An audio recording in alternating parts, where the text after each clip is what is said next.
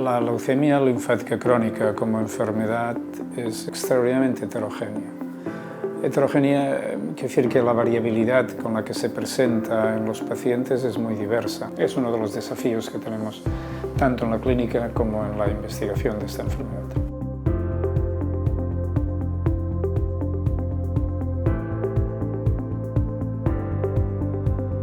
El hallazgo fundamental de nuestro estudio es que por primera vez identificamos las células que darán lugar a las recaídas después del tratamiento o incluso a la transformación agresiva que acabará con la vida del enfermo. Esas células ya están presentes en el momento del diagnóstico, 15, 19 años antes de que clínicamente detectemos esas recaídas.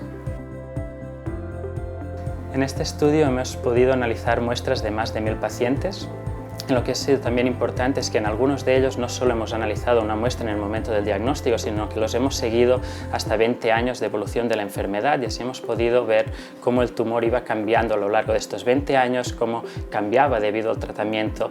Con lo cual la información que extraemos de esas células es extremadamente importante porque la podemos poner en la perspectiva de una historia de esa enfermedad.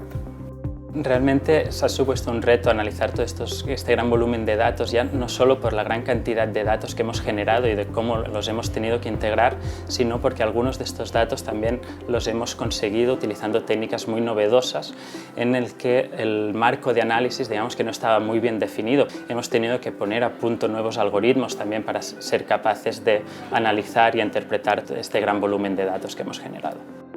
En estos momentos la investigación requiere de ese equipo multidisciplinario. Dentro del equipo que formamos para el estudio de esta investigación, el punto inicial es la colaboración con el hematólogo.